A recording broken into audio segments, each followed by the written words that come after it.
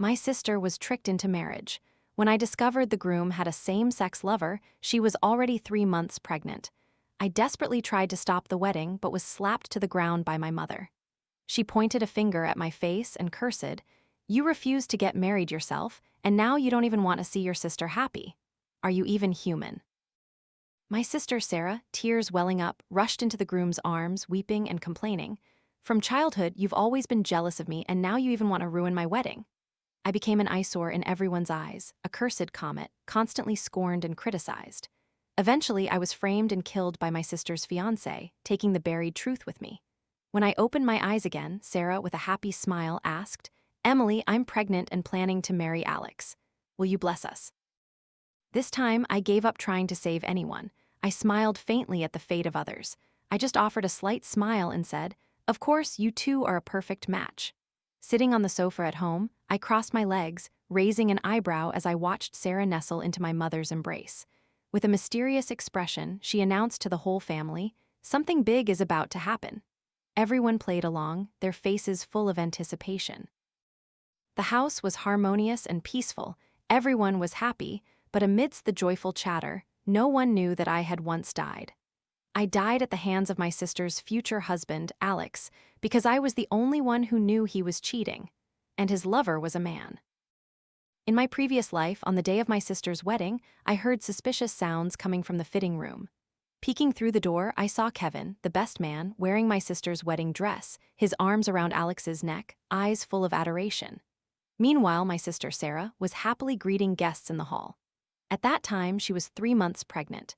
I couldn't stand by and watch her be deceived, so I rushed in to stop the wedding. But in return, I received an angry slap from my mother. My mother pointed a finger at my face and yelled, "It's bad enough you won't get married yourself, but now you don't even want to see your sister happy. Is there anyone as awful as you?" Sarah also sobbed and threw herself into Alex's arms, complaining, "You've always been jealous of me, never wishing me well, and now you even want to ruin my wedding. If Alex were really gay, how could I be pregnant with his child?" Alex gently patted Sarah's back, softly comforting her, then turned to me with a cold gaze. "Emily, I call you sister out of respect, but I want you to know that Sarah and I truly love each other. I hope our love receives the blessing of our family. If you deliberately cause trouble today, I will call security to escort you out." I stared in disbelief at Kevin. He was impeccably dressed in a suit, hugging his girlfriend beside him, looking like he was enjoying a show. In the end, I was deemed an envious troublemaker, a bad omen, reviled by everyone. Not long after, Alex eliminated me to prevent future problems, but he never expected me to be reborn. While I was still dazed, someone gently shook me awake. Before my eyes, Sarah radiated happiness as she asked, "Emily, I'm pregnant and planning to marry Alex. Will you bless us?" I simply offered a faint smile. "Of course, you two are a perfect match." The next day, both families officially met. My mother had spent the entire morning preparing, making sure every strand of hair was perfect. But when it came to Alex's side, only Kevin accompanied him. Alex offered an apologetic smile.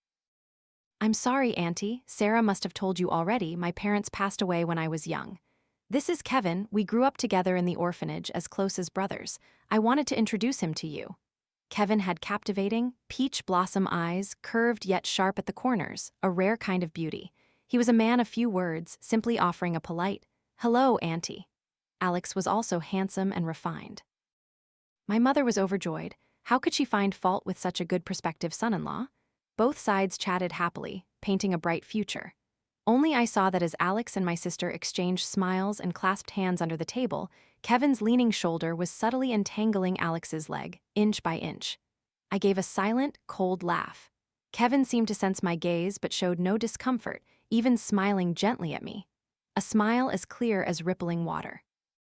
How could my sister, so naive in love, ever compete against someone like that? But that was exactly what I wanted to see. I knew that the tragedy of my previous life was undeniably linked to Sarah. My car had just been serviced 3 days before, so why did the brakes suddenly fail? If Alex was truly behind it, how did he get my car keys? I always lived alone, leaving only a spare key with my mother. And my mother always favored Sarah the most in the family. If my sister so much as asked for it, my mother would certainly not refuse. We were clearly half-sisters, yet I never doubted that even if Sarah pointed a finger at our mother and cursed her, "You damn old hag, go die," At most, Mom would just cry and make a scene, threatening to jump. In the end, she would jump from the 18th floor herself. I had been reborn. What I yearned for most was for that family to never know peace. All those who had betrayed me would not have a good ending. After dinner, they suggested a walk at the mall. At their first meeting, Alex was extremely attentive to his future mother-in-law. He embraced Sarah, and a few words from him had my mother laughing incessantly. Sarah, immersed in her bubble of happiness, giggled and said, "It's perfect, my sister still doesn't have anyone. Why don't you two pair up? That way our families will be even closer." Even though she kept saying she wouldn't marry or have children, what woman doesn't want a man by her side to raise kids with? She tilted her head, looked at me, and added, "Emily, I'm not being mean, but you're not getting any younger. If you try now, someone might still be interested. Wait a few more years, when your beauty fades, you'll be lonely and unwanted. Don't come bothering me every other day then, okay?" I just smiled faintly and casually replied, "Don't worry, I have no interest in scavenging." Sarah's face immediately changed, but out of pride, she didn't react on the spot. Alex couldn't hide his cold demeanor. He spoke even less, and his attitude towards me became indifferent, only he moved closer to Kevin. Tired from walking, Sarah suggested going to the movies. My mother, who usually disliked new things, surprisingly agreed this time. They chose a light, romantic film. Halfway through, Alex and Kevin excused themselves to the restroom and left. A moment later, I also followed. It was a weekday and the cinema was deserted. I walked softly, eventually stopping at the emergency exit stairs. Faint sounds of heavy breathing echoed. I moved closer and saw two male figures entwined. Kevin was moaning faintly, calling out something. Alex was soothing him in a low voice. "Are you jealous again? You little sourpuss, it's all just an act for that stupid woman. She's carrying our child after all. Be good, don't be angry anymore. Bear with it a little longer, think of how much money we'll save on IVF. This is a good thing." I held my breath, intending to pull out my phone to record, but then Sarah's voice suddenly rang out from behind. "Sister?" I cursed under my breath, quickly retreated, and turned back to face her with a calm, expressionless look. Fortunately, Sarah didn't suspect anything. She still smiled brightly, intimately linking her arm through mine. "Let's go to the restroom together, sister." I nodded indifferently. When we returned to the theater, Alex and Kevin were seated properly. Everything seemed as if nothing had happened. It was only in the darkness that I caught Kevin's gaze flicking towards me, a cryptic smile on his lips. He knew I had heard. I blinked back at him with a wink, just like he had once done to me. Sure enough, as soon as the movie ended, Kevin approached me, extending his phone. "Let's connect on WeChat, big sister." His voice wasn't loud, but clear enough for the person in front to hear. Sarah immediately grinned widely. "You should agree, shouldn't you? Or do you plan to be an old maid your whole life?" Alex said nothing, his face only growing darker. I smiled brightly and promptly scanned Kevin's QR code. "Alex, you hurt me." Sarah's soft cry echoed from in front. Looking up, I saw her clutching her left shoulder, looking at Alex with a puzzled expression. Alex chuckled. Sorry, I was thinking about the wedding and got a bit distracted." The lie was seamless, and Sarah believed it completely, transforming back into an innocent, pampered girl, happily skipping beside him. I simply gave Kevin a cold glance. Wedding play, cinema corridor play, and now a scene to make Alex jealous. You gays really know how to make everyone a prop in your game. Kevin smirked triumphantly. After Sarah and Alex decided to marry, they quickly moved in together. Not long after, I received a call from Sarah. "Sister, I'm pregnant. Move in and take care of me until I give birth." Her tone was not a question but a blatant command. I leaned against my office window. Skyscrapers pierced the sky before me. I wasn't surprised at all. In my previous life, she had said the exact same thing. If in my previous life I had happily agreed, now I just replied indifferently. "So now you're pregnant and Alex still won't hire a helper for you." Alex, of course, wouldn't agree. Men only love where there's money. Someone who wouldn't even pay for delivery fees, how could he be generous with a woman he didn't love? Sarah's voice on the phone immediately escalated by 80 dB, angrily shouting, "Who said Alex wouldn't? It's me who doesn't want a stranger in the house.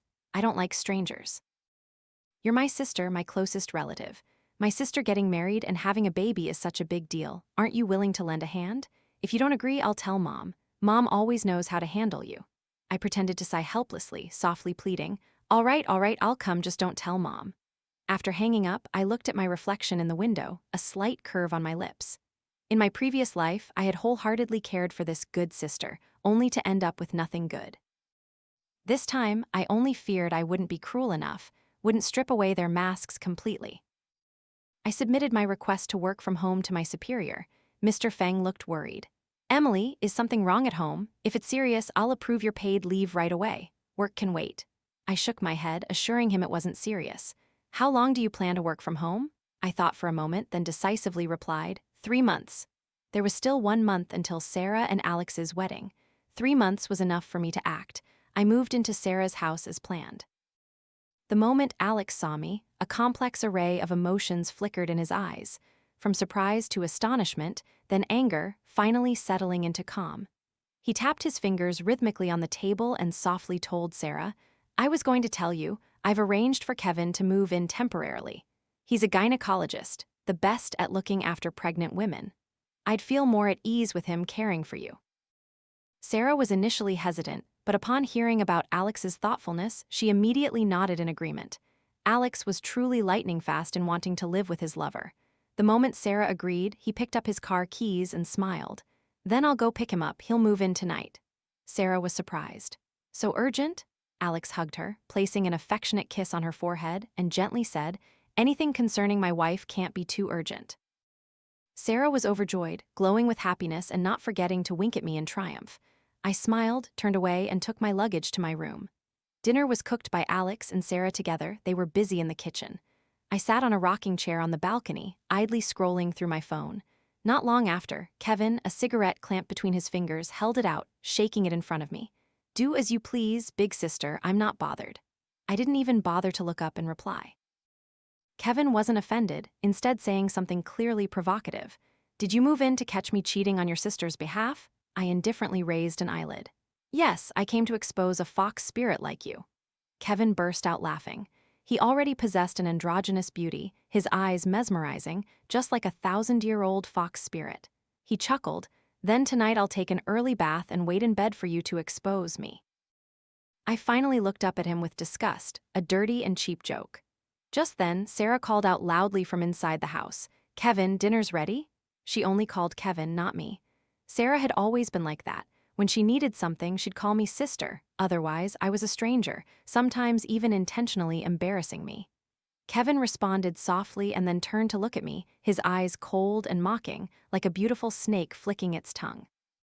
Before turning to leave, he dropped a remark. Emily, trust me, you won't want to stay at the dinner table. Alex diligently served food to Sarah. Kevin sat opposite him, one hand propped under his chin, the other lazily pushing around a plate of stir-fried potatoes in front of him. Kevin, I cooked this dish myself, try it and see if it suits your taste. Sarah was very cordial towards her husband's best friend. If she knew those two men had secretly been in bed together, what expression would she make? I took a sip of soup, chuckling inwardly. Kevin said nothing, picked up a chopstick full of potatoes, put them in his mouth, frowned, and remained silent. The atmosphere immediately grew awkward. Sarah forced a smile. Alex even pretended to joke. Bro, why are you so delicate? Not to your taste? We'll go get some skewers later. But Kevin didn't play along, he even intentionally became more effeminate.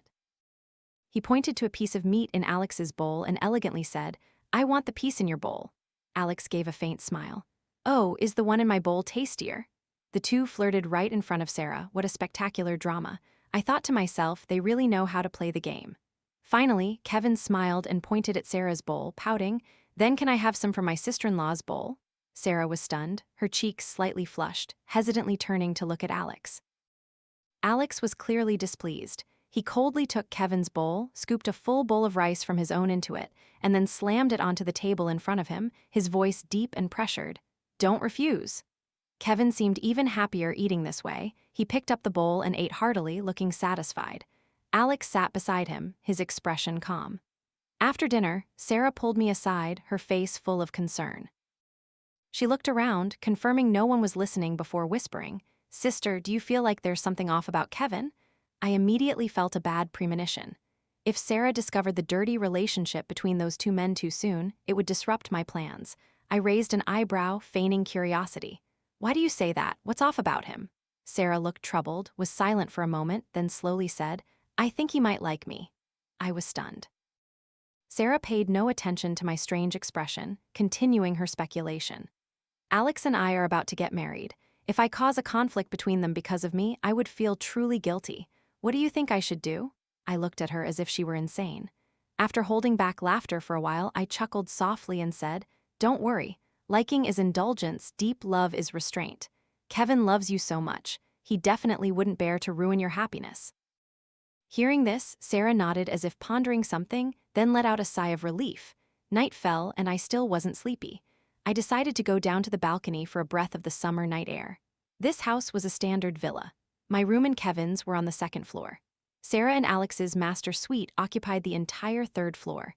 I opened the door and walked along the hallway downstairs. Halfway down, I heard strange sounds echoing from below. I immediately pulled out my phone, lowered the screen brightness, and started recording. Alex's voice rang out clearly in the quiet. "You were a bit too much today." Kevin sneered, his voice slurred and seductive. "Don't you like stimulating games? Can't handle just that?" A slap rang out, and Alex's voice was no longer stern but carried a hint of helplessness. "If Sarah finds anything out, we'll both be at a disadvantage." Kevin snorted again. "I'm not even scared, why are you?" "Stop talking so much, you have no idea how much I miss you." Alex laughed. "Miss me? Don't we see each other every day?" Kevin said nothing more, probably choked by a kiss. I didn't want to listen further but forced myself to record a little longer, only hearing a few moans and Alex's growls. Nothing specific was recorded, so I returned to my room.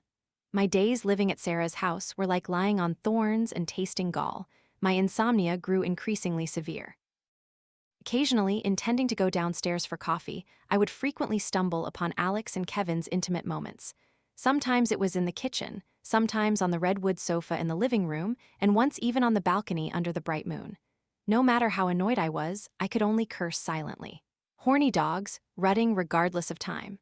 Fortunately, Sarah and Alex's wedding day was approaching. My mother placed immense importance on this wedding. Invitations were sent to many influential figures, thanks to Sarah's father's reputation when he was alive. Perhaps due to her pregnancy, Sarah exuded a maternal glow.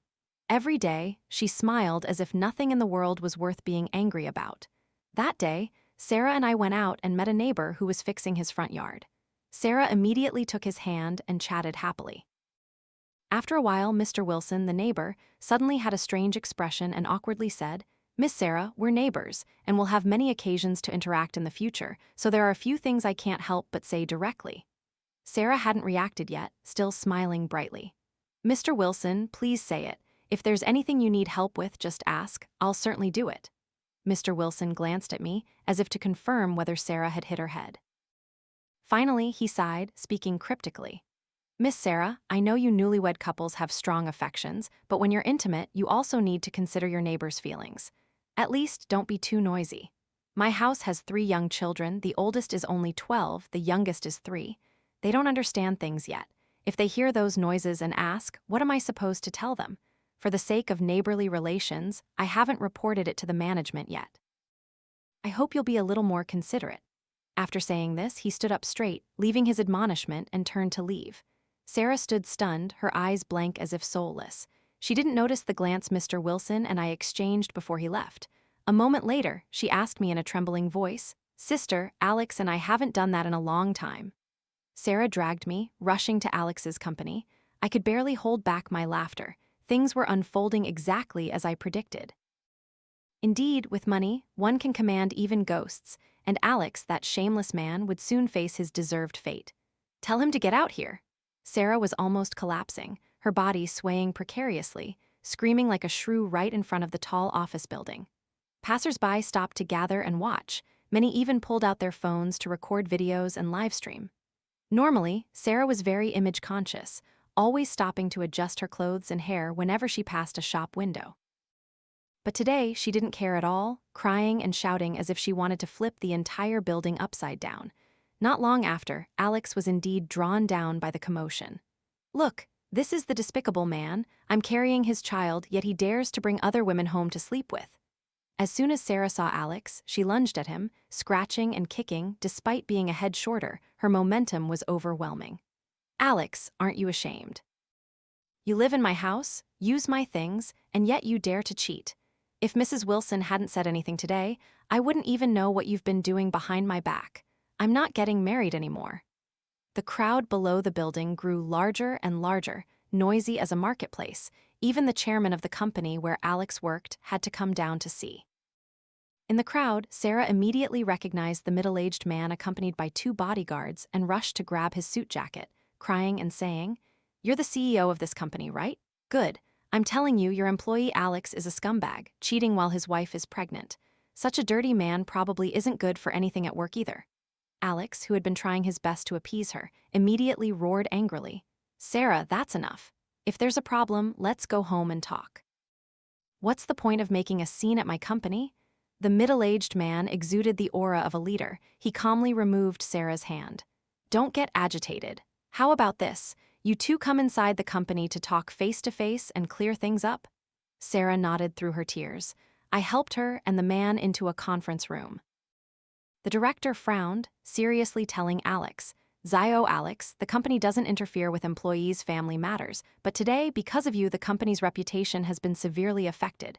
You must take responsibility." Alex wiped cold sweat, stammering, "I'm sorry, Chairman Chen, I will handle this immediately." When he left, only the 3 of us remained in the conference room. Alex's face was extremely grim. He kicked furiously, overturning a chair beside him. Sarah flinched, trembling, and cursed in a low voice, "You lunatic, you're a lunatic. I have nothing more to say to you. I won't get married. I'll abort this baby too. Alex, you deserve to die." Upon hearing about the child, Alex gradually calmed down.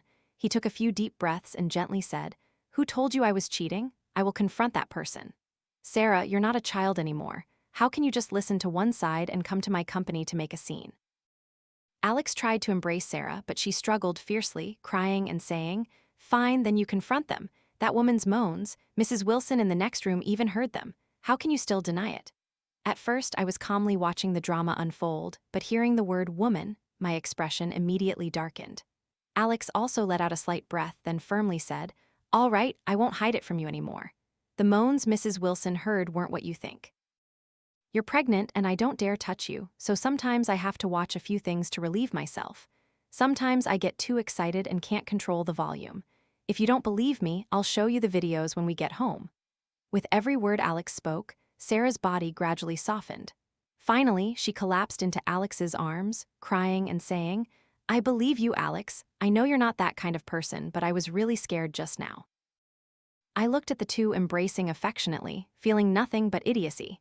It was truly incomprehensible that people could be so foolish. But this outburst made me realize something. Sarah's capacity for chaos was not ordinary. Amidst her sobs, my gaze slowly drifted to one place, my thoughts following suit. After the commotion, even though Sarah and Alex made up, Alex's company, due to the reputation damage, still decided to fire him.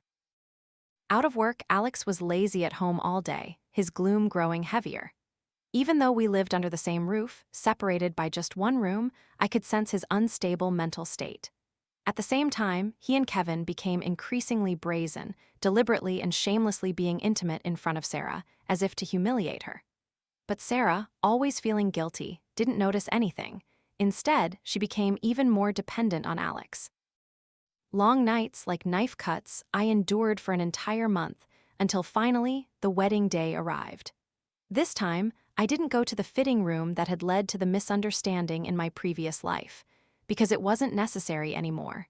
Soon enough, they wouldn't have any more opportunities for happiness.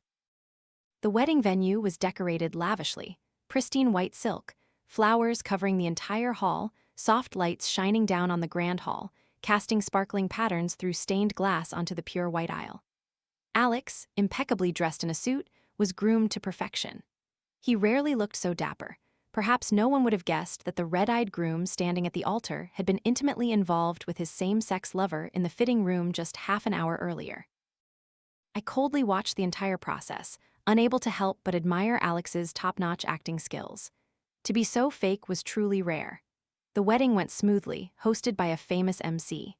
The atmosphere in the entire hall was lively, like a festival, except for Kevin, whose face, once as radiant as a celebrity, was now downcast, gloomy, and he drank continuously, never looking up.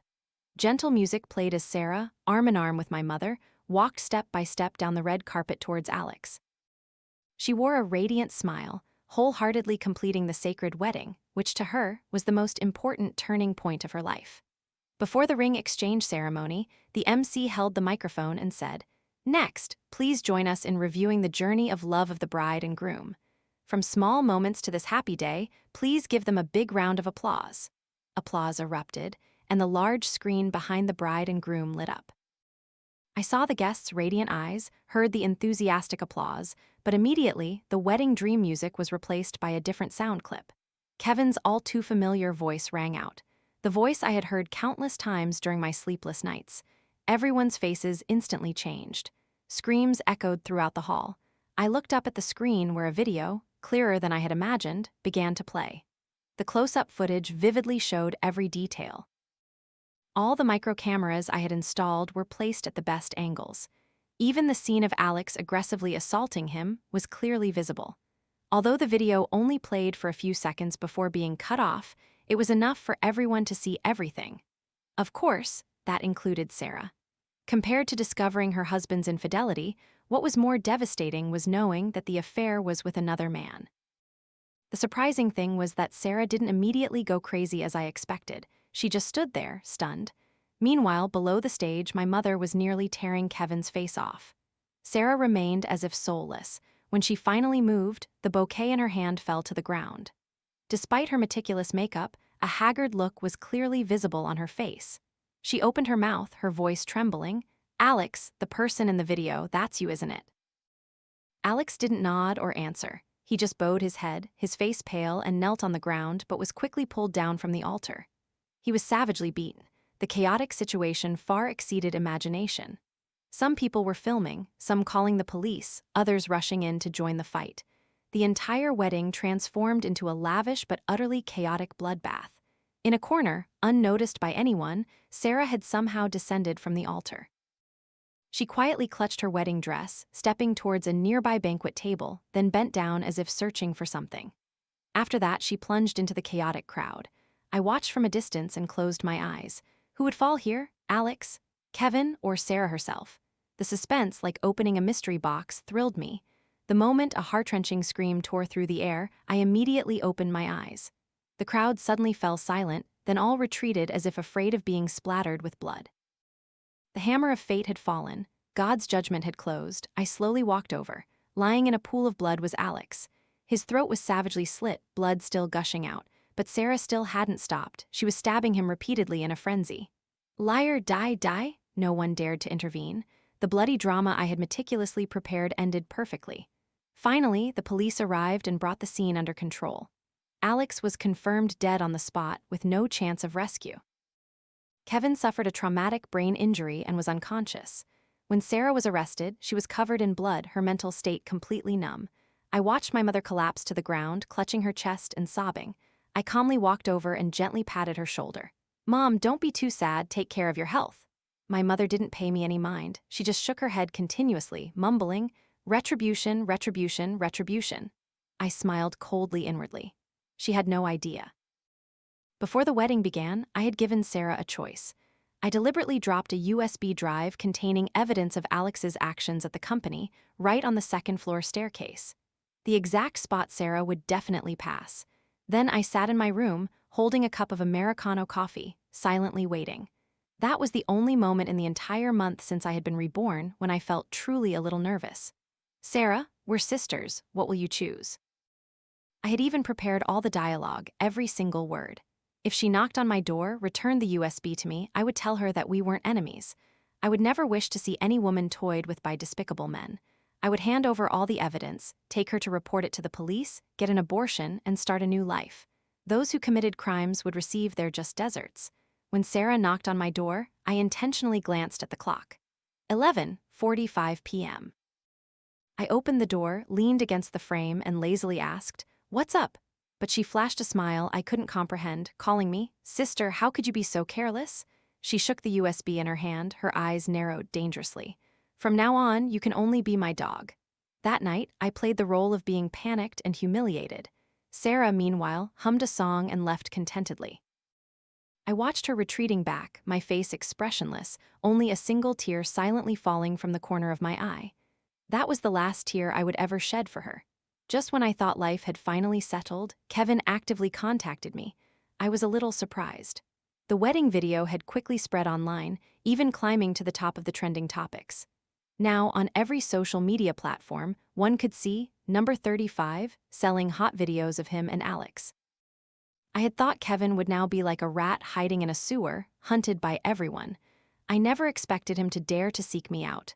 When I met him, he was wearing a baseball cap, dark glasses, and a mask, his voice hoarse, no longer having its clear tone. The first thing he said to me was, "I told you, you shouldn't have messed with me." I rested my chin on my hand, too lazy to reply, just waiting for him to continue, but he said nothing more, only pulled out another phone, scrolled a few times, and placed it on the table in front of me. I squinted, and with just a glance, I unconsciously frowned. As I was about to speak, Kevin grabbed my chin, gritting his teeth. 3 million yuan.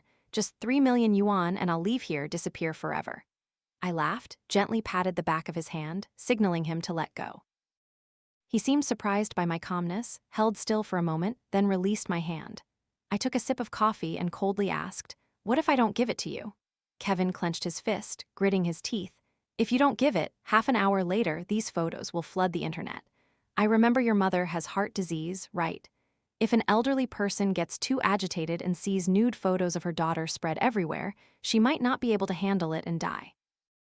Emily, your sister, your mother's life, 3 million yuan total is cheap, and I know you can pay it. So?"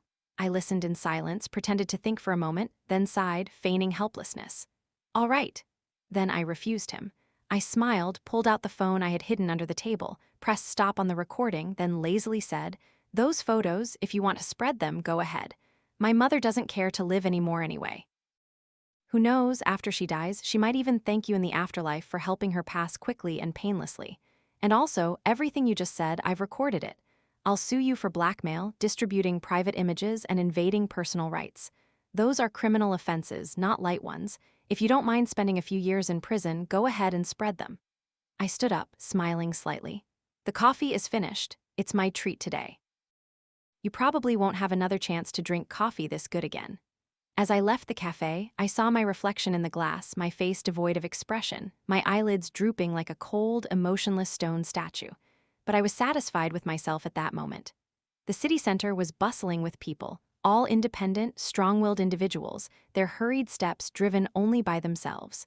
Who said we must be gentle? Who forbids us from wielding the scythe? I didn't care. Would Kevin really spread those photos? I also didn't care if my mother would collapse or suffer any calamity, because my tears had all dried up during that long night years ago. A gentle breeze blew through, I tucked a stray strand of hair behind my ear and didn't look back. I continued walking, leaving all past sorrows behind. Before me was a completely new world.